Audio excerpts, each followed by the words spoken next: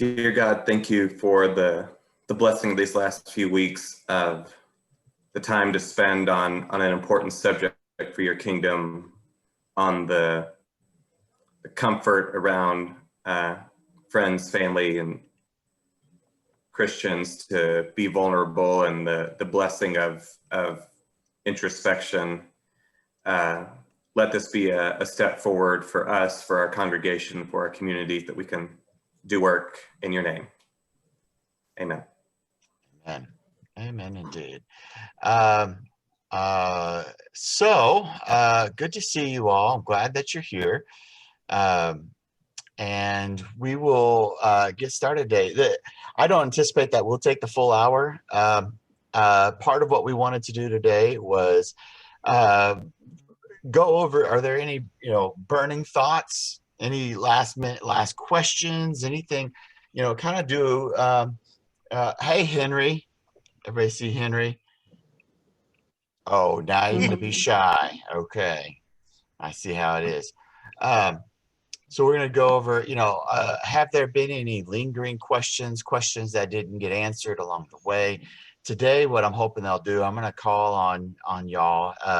Really, the thing for us to look at today was we wanted you to do some show and tell. Last week, I gave you a list of a gajillion different resources, whether they're books, whether they're movies, whether they're articles, websites, whatever. And I was hoping that you guys would share with us, in your survey of things, whether it was from that big laundry list that I gave, or whether it was from something else, what you want to recommend to the rest of us for us to read, watch, reflect on, from something of your own choosing, from something of your own finding that you think on the topic of facing racism would be good for all of us. And so you're welcome to, that's the main gig for the day: lingering questions and resources. So I will call on Alex first, because I'm sure he's ready with some thoughts on resources. One, two, or three, doesn't matter. For the resources, I went off script and looked. I had asked earlier about things to address in the community as far as examples of structural racism, and Urban has a list of so Urban is the Urban Institute, which is we aim to contribute to a future in which everyone has the chance to thrive as technological innovations, demographic shifts, and economic environmental forces reshape how we live and work. And they have a document on their website talking about the next 50 years and how, with the way the world's changing, how to keep the gap from widening and try and thin the gap between minorities and really whites in American society, and how to not leave minorities behind. There's some, they have different ways to address it through, one is through money, one is through education, and then through employment, and then also through ending punitive policing. So four-pronged approach. Some of the ideas they have, anytime anyone really in society brings up the idea of reparations, it's a similar trigger response to someone saying defund the police, or Black Lives Matter. Is something that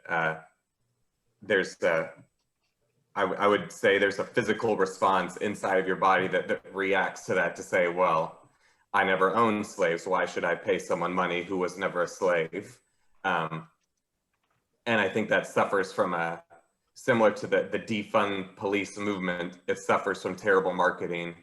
It's just a really bad name to call it when you're allocating resources elsewhere, trying to address problems. And one of the ideas they have is called, I think it was called a baby bond. And the idea is that every child at birth is given a bond that will develop and grow until they turn 18. And that the amount of that bond is based on trying to create equitable resources. So the better off you are when you're born financially, the lower that bond is, the worse off, you know, ranging from $500 for a family who's well off to tens of thousands of dollars for someone who is not well off at all, someone who is in poverty. And I imagine that idea as well, giving terrible reactions to people. But there's arguments behind it where, you know, that investment now to where when this person turns 18, they can afford college or afford housing and not have to worry about those sort of things. And as many people are, many of us grew up with those advantages without thinking of it. Like, yeah, I'll be able to go to college because my parents can pay for it. Or even if they can't pay for it, I know I'll be able to get a loan for it and a job later to cover it. And so it's a question of how much do you invest at the beginning of a life to try and make that equity. So that was the first example they have of trying to address that. So good. Thank you. I'll send you that link to look at. It's interesting to read through. It's something, this whole subject is going to take a paradigm shift for a lot of people, different in the way they think and the way that people react to things, to phrases like reparations. And this doesn't advocate for reparations, but it does address that there are systemic differences in wealth, and those were created through things like slavery. And the way to address them is to be proactive about it from the beginning. And so it's interesting to read. It's something it's not everyone would want to read through it. Just as I understand, not everyone will want to read all of the Bible or watch every sermon or something like that. It's yeah. Good. Thank you. Who'd like to go next? I looked at one of them. It was called Understanding Protest. And it had 3 individuals. One was from Flint, Michigan, that did the protest for clean water. The other one was a young woman from Louisville, Louisville Seminary alumni. And another one was in Denver. And they were talking about why they protested. I think, well, they lumped us people over 65 or over 60 in the old age group, you know, that think differently than the young people do today, and therefore we don't understand. And I kind of see some of that, but then I don't see that either. So I had a lot of mixed thoughts about what they were saying, and they were talking how they were peacefully marching and yet they got tear gassed without any provocation. And I know that does happen. I just don't think it happens constantly or routinely. And I may be wrong. Maybe I am in that old age group. But I really think that there are peaceful demonstrations without the police being the agitator, as they said. I don't know what anyone else's thoughts are on that. Well, tell me a little bit more about, you explained some of, what you picked, what it was about, and what were some of your personal takeaways from that for yourself, as far as for, what does it trigger within you to, what do you feel like you learned from it, Mom?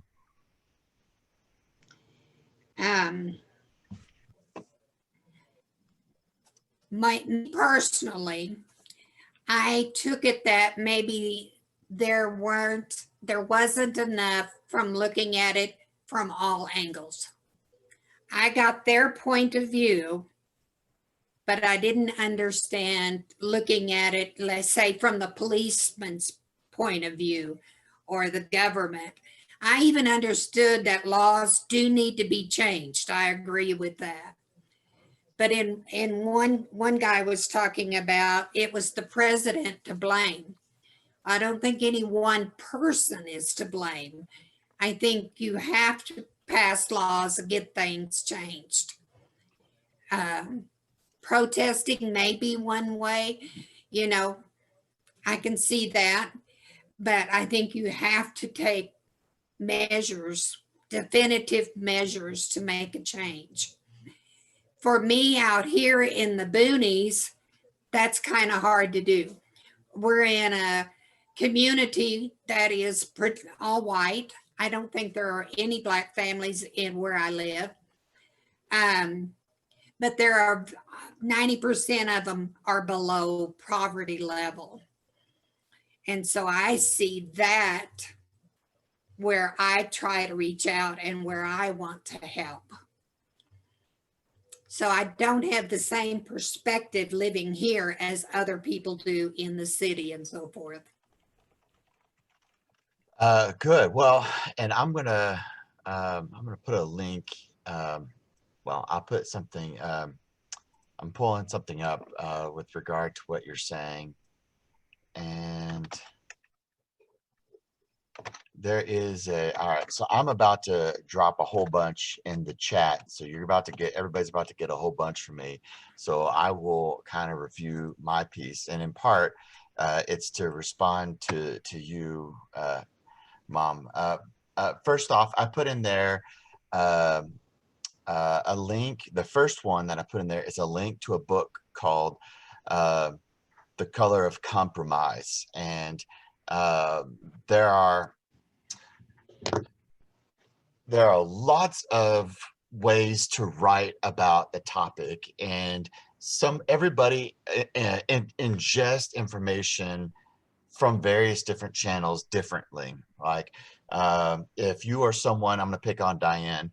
If you're someone like Diane and myself, we really appreciate history and the movement of history and how history plays out and how our contemporary moment in time, we arrived here through these decisions over hundreds of years. Well, that speaks to me. I love hearing those stories. And for me, The Color of Compromise is the story of racist decision-making policies and white supremacy over the course of 400 years, but in a very digested way, very abridged way, in a way that is not, it's not 100 pages per 10 years. It's 400 years and 200 pages. So, and I think it has got incredibly rich stories. So I very much would recommend that book. I anticipate we're going to explore that book more in 2021. The documentary series called 13th on Netflix, and I'll put all these in an email and send it to you guys, is one that I would recommend.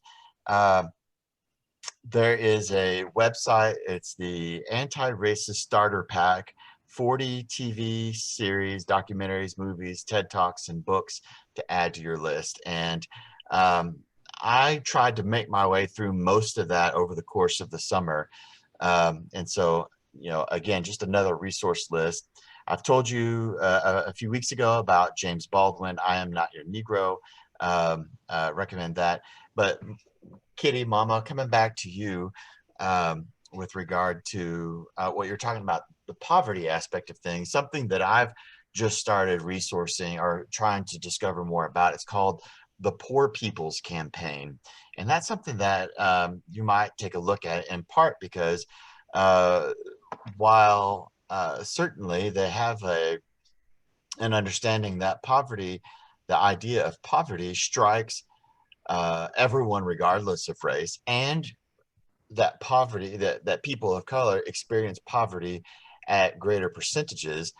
The movement of the Poor People's Campaign is to eradicate systemic poverty across the board.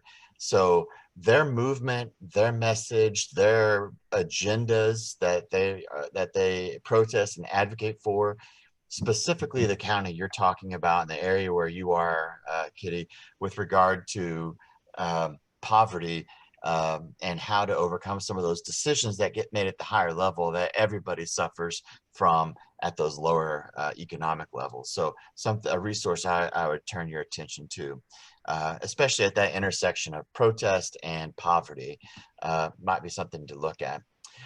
Since we got started, I welcome Natalie and Gloria. Good peace to you.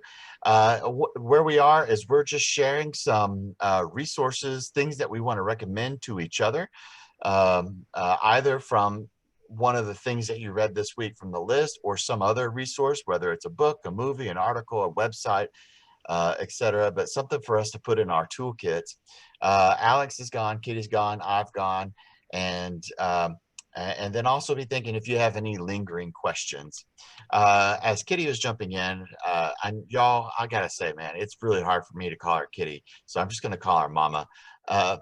As she was jumping in, Susan had her hand up and she was about to share. So let's bring Susan up and hear from you, Susan. Okay. I looked at a lot of things, and I was impressed with how much the Presbyterian Church has provided ways to fight this racial injustice. One thing I did, though, was I read the book Good White Racist, and it was excellent. It was an extension of Unpacking the Invisible Knapsack, but it's a really good book to discuss because it opens your eyes to how everyone that's white is, could be a racist. And this lady she's very to the point, direct, it's eye-opening, and it would be a very good discussion. And I think everyone needs to read it because it opens your eyes to a lot of things you don't realize. But when I mentioned this book to some people, and I said how, whites are of privilege, and I got some pushback because a lot of people said, well, I didn't grow up privileged. Just like you were saying, Josh, about poor people. A lot of people grew up poor, and maybe just as poor as any other person was. And so they can't relate. Well, I don't have any white privilege. And so that may be something that may be difficult to address when we're trying to help our congregation go through it in the future. But it still is a very good book, and it's something that opens your eyes. And no matter whether you were poor or rich growing up, it helps you to understand it better. And then I also read the book that was recommended a couple of weeks ago, But I Don't See You as Asian, Curating Conversations About Race. I don't remember who suggested it or anything, maybe it was you, but it was very good. I read that book too. It was very interesting, but it's an older book. It's from 2013. The Good White Racist is a book from this year.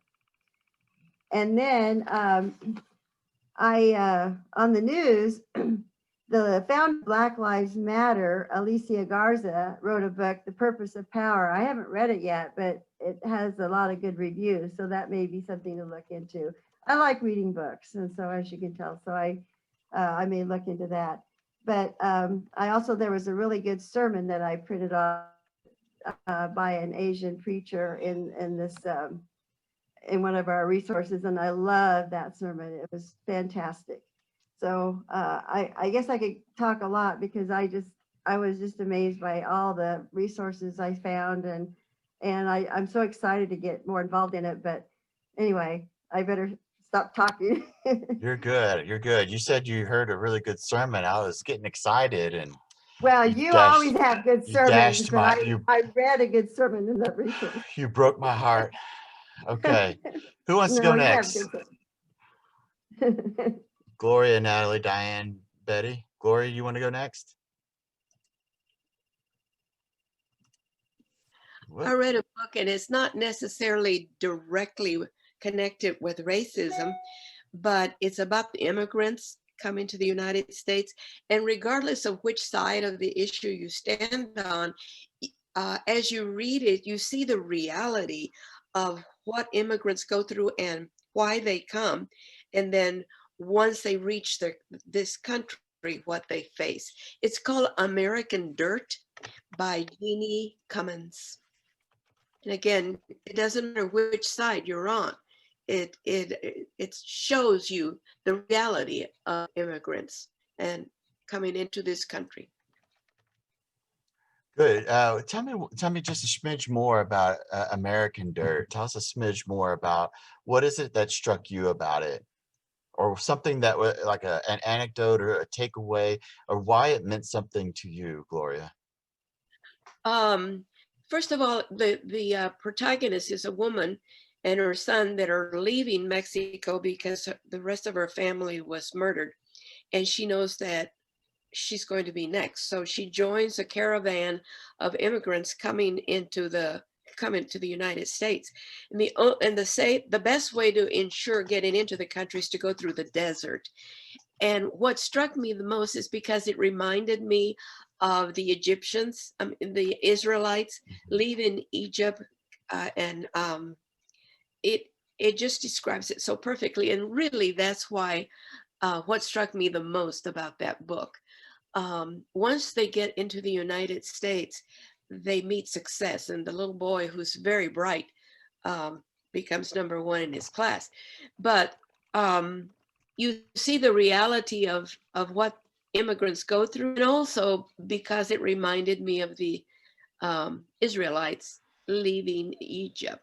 It was very vivid, and that's why I would recommend it.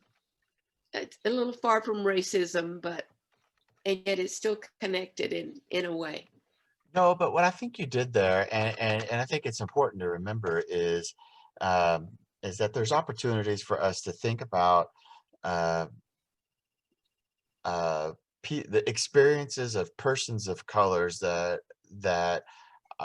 persons of color and persons of other cultures that we may not see on a day-to-day basis, right? Mm. That is not something we see in North Austin on a regular basis, which is why, we as a church and I as a pastor has tried to encourage us to keep our focus down in the Rio Grande Valley and to not lose sight of the distance that exists between us and McAllen and Brownsville. What I hear you saying, it reminds me of a movie I'm putting in there called Under the Same Moon. And it's a beautiful film as well. But the idea of going through the desert and that journey of going through the deserts and the perils of the desert trip is understood through that movie, the Under the Same Moon.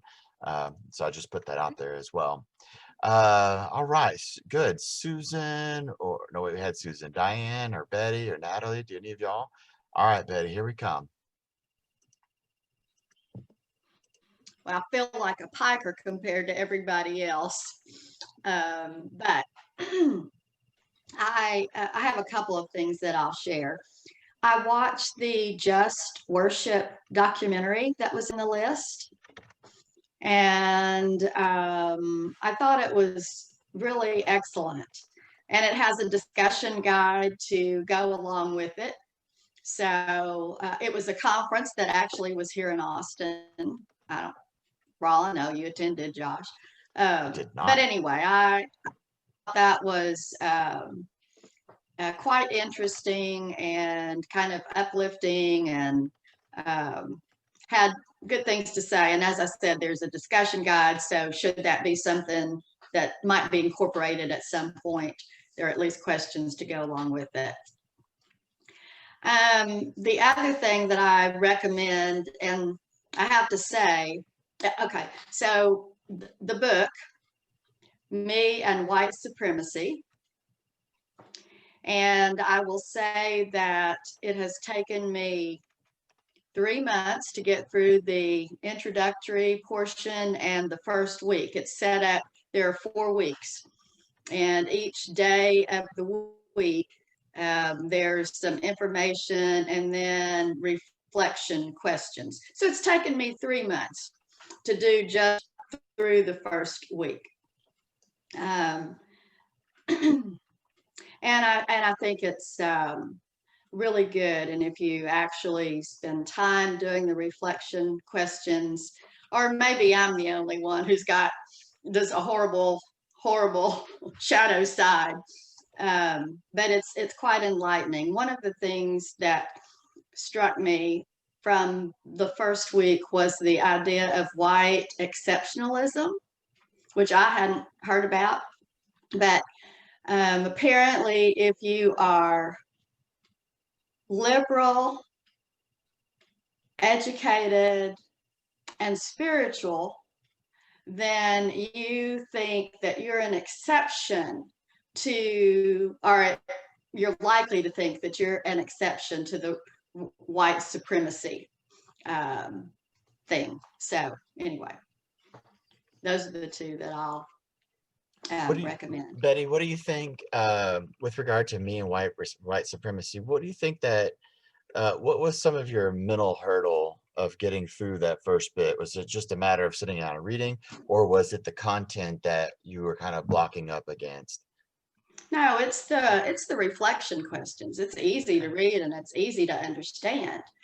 But when you actually start going through the questions about how have I benefited, how do I show bias, all of those kinds of things, several questions for each day of the week. And sometimes it took me a little bit of time, and part of that is not that it's so difficult to get through. Part of it is just finding time.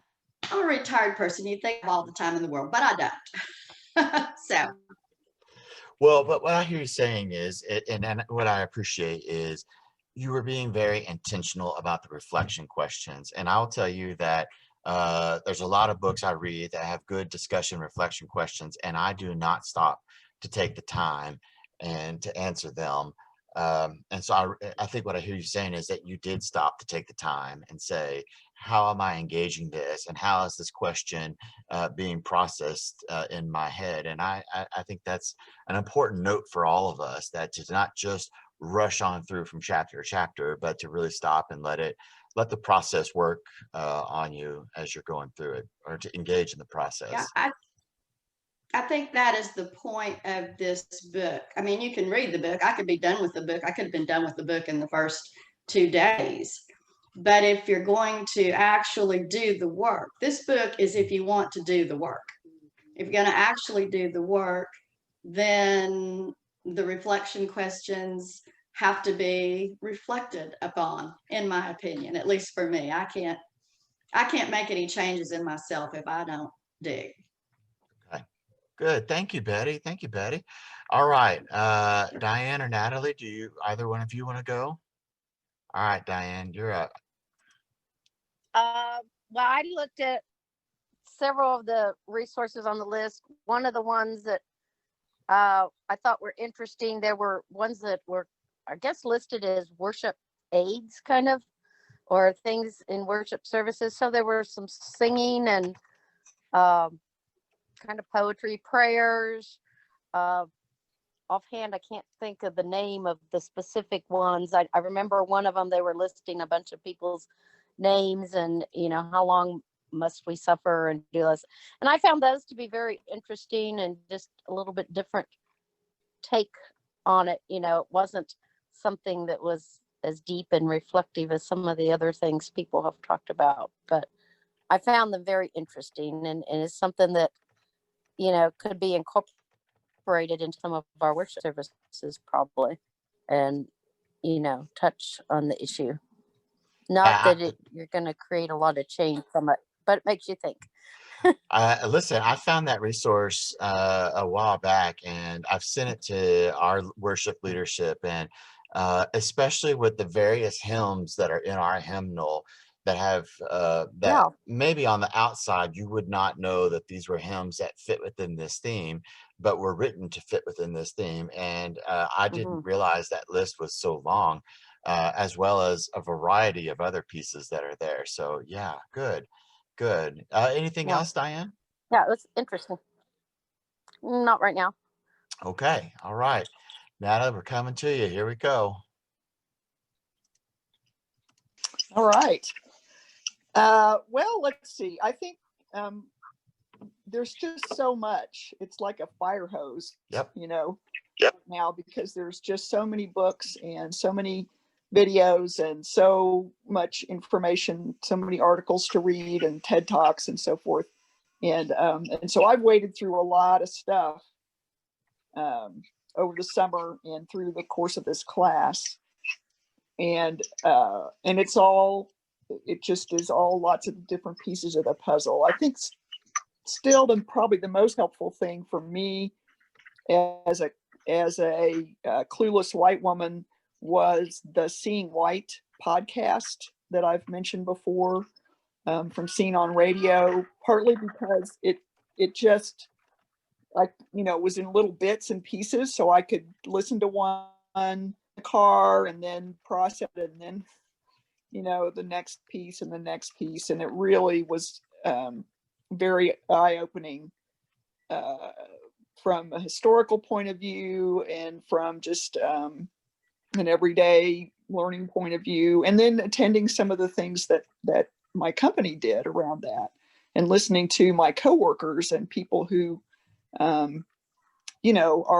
more successful and better off than I am in terms of being a successful professional person, and who still get stopped in their cars and who still have comments made to them that are completely, that seem like they would be completely insensitive in the year 2020. But, so that was just kind of shocking. And I think I've mentioned that before, this idea that I sort of have, and that I think is prevalent in the culture, that, well, yeah, if you're poorly educated, if you don't have a good job, if you, have had an unfortunate life in terms of parenting, well, then, you're gonna be poor, and you're gonna be uneducated, and you're not gonna have a great job, and it's hard to be poor.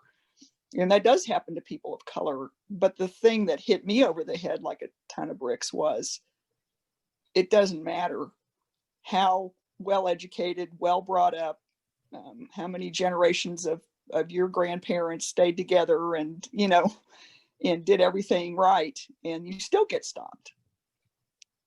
So that was sort of horrifying. But anyway, Seeing White helped me a lot. And then one of the most recent things that I read that really is just an extraordinary piece of writing is James Baldwin's The Fire Next Time. And I just read that earlier this week, and wow. This weekend? That's a lot. Yeah, this past weekend. Wow. I reading The Fire Next Time. It's not long. It's pretty dense, but it's not a long thing to read. And just, it was written in 1963 by a Black man going through what was happening in 1963.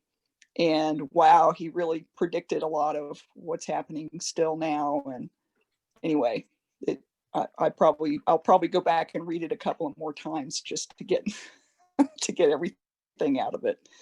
But exceptionally well written, very thoughtful, and from a completely different point of view than my life experience. And so to just sort of turn the commentary off and just sit with that and try to just listen,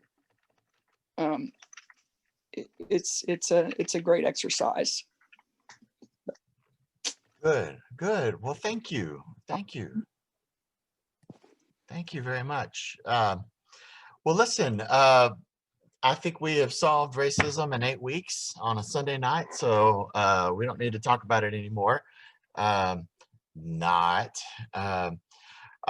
there any lingering questions or burning thoughts that y'all want to make?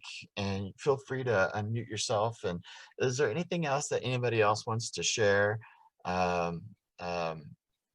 before we break out? Gloria? Just a personal experience. when our son was a teenager and driving, he got stopped several times by the police and was not given a ticket. And what struck me is at one time he was stopped, cop came to the side, and Paul was holding on to the steering wheel. The cop said, "Let me see your hands." So Paul went like this. And then the policeman says, "Okay, go on." Okay. Okay. After a while, he just wasn't, it was during his teenage years. Now, of course, he's not stopped anymore. Yeah. He's a man with a little boy, 4-year-old. Nice. Anybody else? Go ahead, Diane. Well, I was wondering what our education committee might have been thinking about extending this into the future, what we might be. Yeah, And I great don't know if you segue. can I love it share any when, of that or not. yeah, I love it when members of the church tee up a softball for me to hit. Thank you.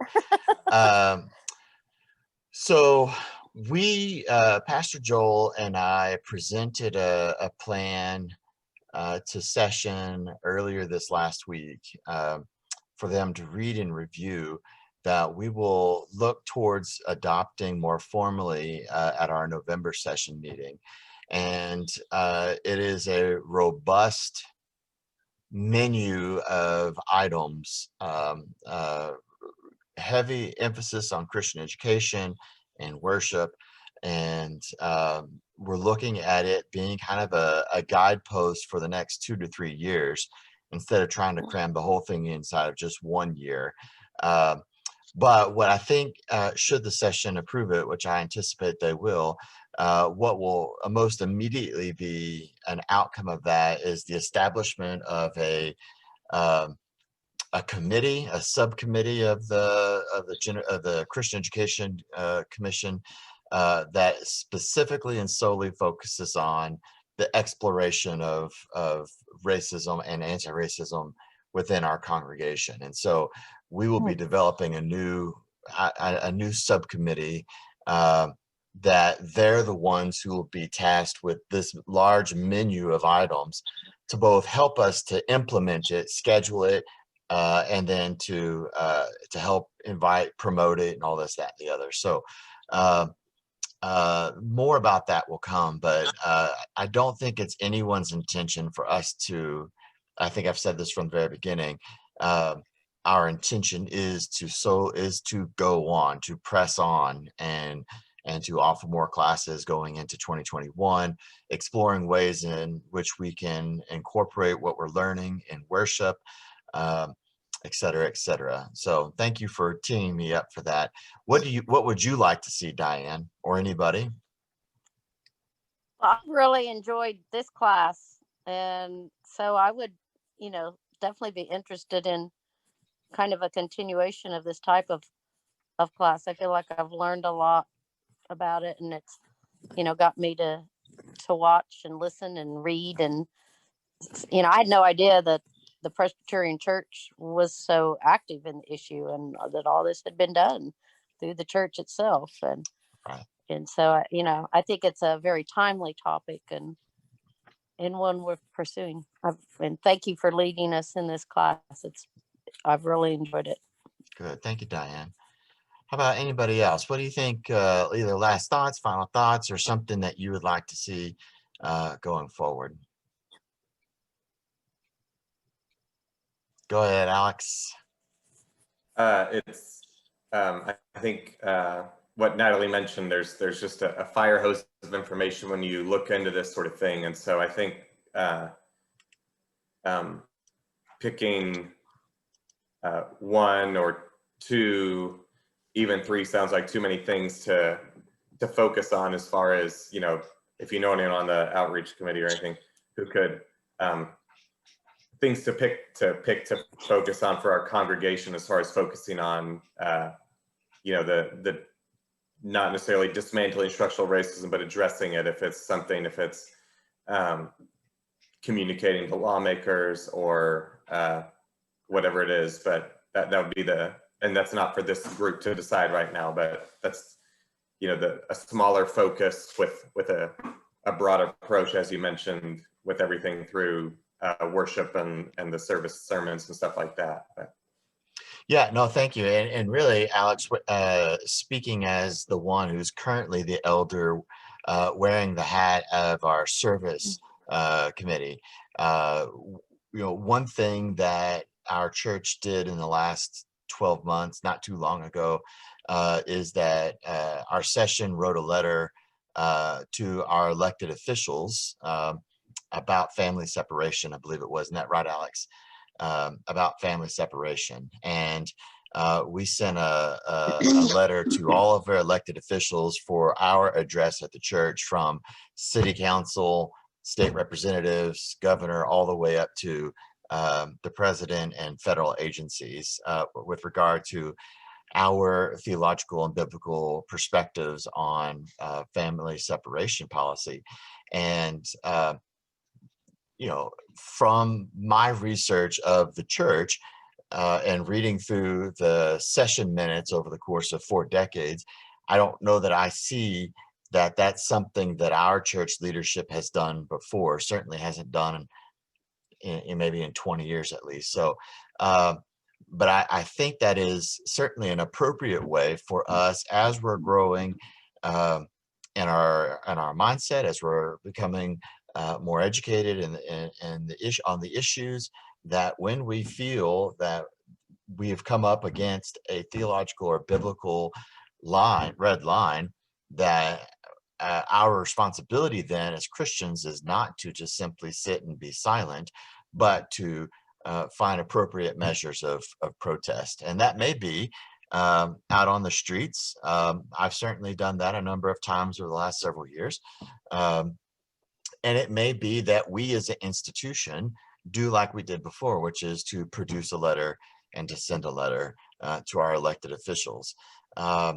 Whether we ever get a response or not, but that there's a certain calling upon us as an institution to give voice to that. And I purposefully didn't structure this class as a way for us to figure out, well, how do we act upon what it is that we're learning? And I anticipate that the further along that we get, we can do some more training or enrichment ideas on, how do we respond when we feel ready to and empowered to respond. One thing that we didn't talk about at all in this class is what are we going to do at the Thanksgiving table? That's only a few weeks away. How do you talk to your relatives when the issue of race comes up, or do we just dance around on eggshells and not talk about race? And how do we begin to faithfully engage the people we love so dearly when we may find ourselves on the opposite end of the conversation? I'll simply say that my middle brother, Kevin, came into town a week ago, and he and I got a chance to visit. Haven't seen him since December. And we had a very engaged, prolonged conversation about the issues that you don't want to talk about at Thanksgiving dinner. And it was one of the more meaningful conversations that he and I have had on the topic. So I think that there's a way to engage in that, both publicly and privately within your family, that takes some practice, it takes some discipline, and it takes some growth. And I hope that we as a community will discuss more about what that is as we go forward. So thank you. Anybody else? All right, Natalie. So just Christian education, that's the commission I'm on. And so I'm certainly very much interested in how we choose to go forward. I feel like there's sort of 2 different sides of it. One is, where I am, which is, okay, I've learned a lot. I have a lot more to learn, but what are we going to do about it? What are we going to really do? But the other side is, okay, so I came into this knowing very much, and I know there's a lot of people out here who are actually very threatened by this conversation. And so how that seems to me like particularly where Christian education needs to step in and try to find a way to invite people who are really turned off by this topic into the conversation, and to respect why they might feel that way, and rather than being condemning or whatever, self-righteous about it. We always have to fight that self-righteous thing. Or So, just anyway. completely blocked, right? Or just completely shut down, right? Not Right. just self-righteous, but Exactly. just completely shut down. Again, thank you for another T-ball softball question, teeing up another softball question for me. But yes, that's actually the first major aspect of this program that Joel and I have written is specifically how do we engage in these kind of conversations, and really has nothing to do with race, but we believe that the foundational to us being able to take this on as individuals and as a community, we first have to learn some skills about how to be compassionate, how to extend dignity, that based on that document that I included in a part of our class, how to have empathetic listening, and to extend grace and gratitude. And so really the first heavy lifting of the racism program is truly, how do we do this? How do we have these conversations in a way that is reflective of our Christian values? That said, I've been reflecting on my own growth. I brought forward a plan maybe 4 years ago. Natalie, you might have been on the session at that time.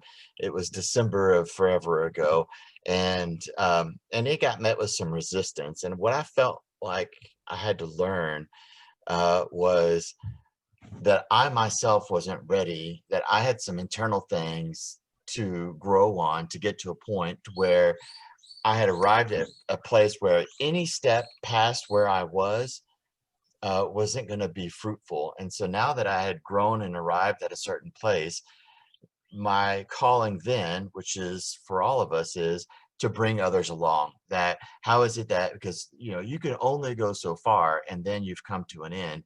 But when we've gotten to a point where we've all come along together, we can go further. What's that old adage, right? He who wants revenge walks alone, but he who, I don't know, goes further with people. God, I'm horrible at those things. I mean to say, nothing brings that imposter syndrome like white people leading an anti-racist class. That's not at all what I was trying to say, but sure.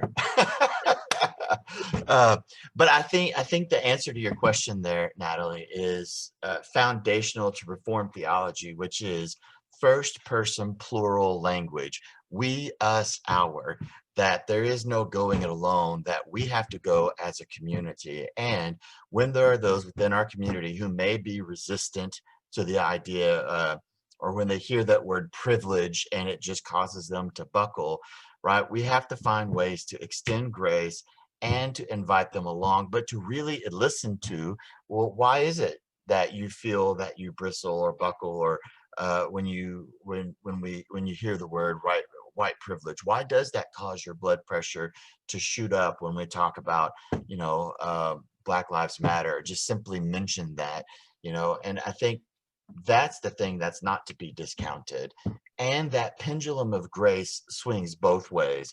We both want to teach those who are ready to go further how to listen to our sisters and brothers who may not be there yet, and the sisters and brothers who may not be there yet. The pendulum of grace swings both ways and needs to come with a spirit of engagement of, why is this so important to you that we talk about privilege? And that listening goes both ways. But I don't think we get there until we have faithfully taught the disciplines of how to engage each other in love. And that's the big first step of this program that we've put together. Thank you, Natalie. I think that's excellent point. We absolutely have members within our community who have balked and will balk at the topic of even discussing racism on a Sunday night at 5 o'clock via Zoom. But we do this in a way, I hope that what we can do is doing it in a way that we all walk together and not walking alone or walking away from. Does that make sense? Yeah, good. Anybody else? We're gonna close up here. Well, God bless you. Stay faithful, stay humble, and stay hungry for the word. Keep your mind open and engaged. Be ready to receive whatever it is that others have to offer, but be ready to share what God has given to you and entrusted to you to share to others as well. Kitty Mama, thank you for joining us in the class, and I hope that you will keep coming when we have other opportunities, and to worship and all kinds of stuff, that just because you are in Huachuca City, Arizona, that you're not without the love and community that's here at Hope. Oh, absolutely. And thank you for allowing me, all of you, to be part of it. I've enjoyed it. And I do have ideas, not just the poor people here, but Sure. the opportunity to expand on that. I am so involved in the community garden trying to get produce to these people, but we want to also work with them in teaching as well. Yep. Give a man a fish, he eats for a day.